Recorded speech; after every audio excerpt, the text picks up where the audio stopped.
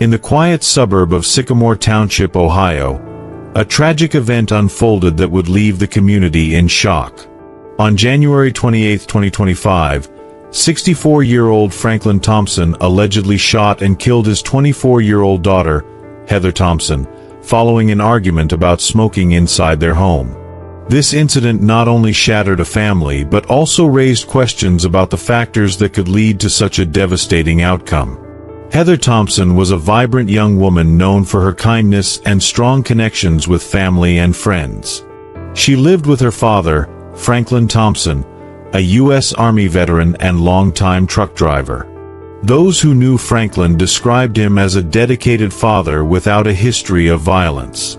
However, recent developments had introduced new challenges into their household. Franklin had recently undergone brain surgery, which reportedly resulted in lasting issues, potentially affecting his behavior and cognitive functions. This medical history would later become a focal point in understanding the tragic events that unfolded. In the early hours of January 28, 2025, a distressing scene unfolded at the Thompson residence. Heather's sister returned home to discover Heather unresponsive, suffering from multiple gunshot wounds. Panicked, she dialed 911, and dispatchers guided her through performing CPR until emergency responders arrived. Despite their efforts, Heather was pronounced dead upon arrival at Bethesda North Hospital. The home showed signs of a sudden and violent altercation, with evidence suggesting that a domestic dispute had escalated fatally. The tranquility of the suburban neighborhood was shattered, leaving residents in disbelief. Law enforcement swiftly initiated an investigation into Heather's death. Franklin Thompson was found walking near their home, a firearm concealed in his pocket, and bloodstains visible on his clothing. Upon questioning, Franklin confessed to shooting his daughter, citing an argument over smoking inside the house as the catalyst.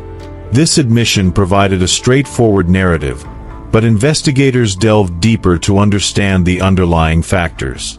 They considered Franklin's recent brain surgery and its potential impact on his impulse control and decision-making. Friends and family were interviewed, painting a picture of a man who had been a good father but had recently exhibited uncharacteristic behavior. The community grappled with questions. Was this a momentary lapse in judgment exacerbated by medical issues, or were there deeper, unseen tensions within the family?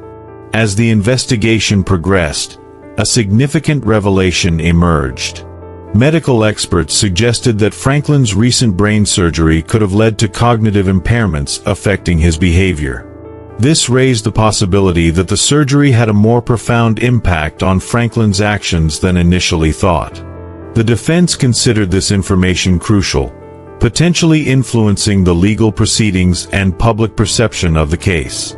Franklin Thompson now sits behind bars, awaiting trial for the murder of his daughter, Heather Thompson. His confession, along with the forensic evidence, leaves little doubt that he was the one who pulled the trigger. But as the case moves through the legal system, the questions surrounding his medical condition and its role in the crime remain unresolved. Was this a case of premeditated murder, or did Franklin's brain surgery and cognitive decline push him to an uncontrollable act of violence? His bond was set at $1 million, reflecting the severity of the charges against him. The prosecution will likely push for a lengthy prison sentence, arguing that Franklin knew exactly what he was doing when he fired those fatal shots. But the defense may present an alternative narrative, that Franklin's medical condition had altered his impulse control, emotional regulation, and perception of reality, contributing to the tragedy in ways he could not fully control. This case forces us to grapple with a complex legal and ethical dilemma. Should a person's medical history and neurological health be taken into account when determining criminal responsibility? This isn't the first time a criminal case has raised such questions. One of the most well-known examples is Charles Whitman, the infamous Texas Tower sniper.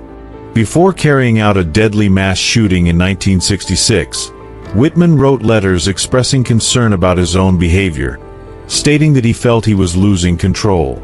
After his death, An autopsy revealed a tumor pressing against his amygdala, the part of the brain that regulates aggression, fear, and decision-making.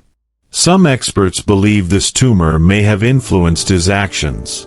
Could Franklin Thompson's case be similar? Could his recent brain surgery have altered his personality, making him prone to sudden outbursts of anger?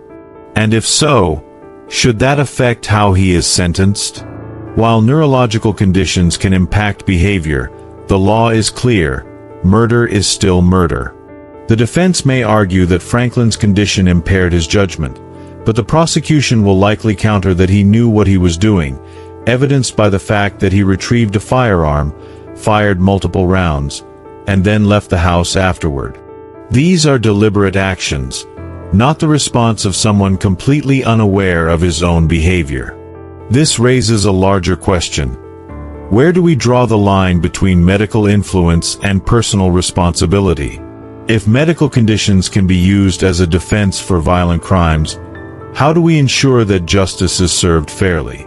Beyond the legal battle, the emotional toll of this tragedy is immeasurable. Heather's friends and family are left grappling with the unthinkable reality that she was taken in such a senseless, violent manner. Her sister, the one who discovered her lifeless body, will likely be haunted by that moment for the rest of her life. The Thompson family home, once filled with memories, has now become a crime scene, a place forever tainted by tragedy. Family friend Kiera Houston, who had known them for years, struggled to put her emotions into words. "I've seen so many sides of this family, but this is something that I couldn't even have imagined." For the neighbors of Sycamore Township, the crime has shattered their sense of safety. This was not a random attack, not an act of a stranger, but a crime committed within the walls of a family home. If this could happen to the Thompsons, could it happen anywhere? This case leaves us with difficult, lingering questions. Questions that extend far beyond a single tragedy. Red circle: should Franklin Thompson's medical condition be considered in his sentencing? Or does accountability outweigh everything else?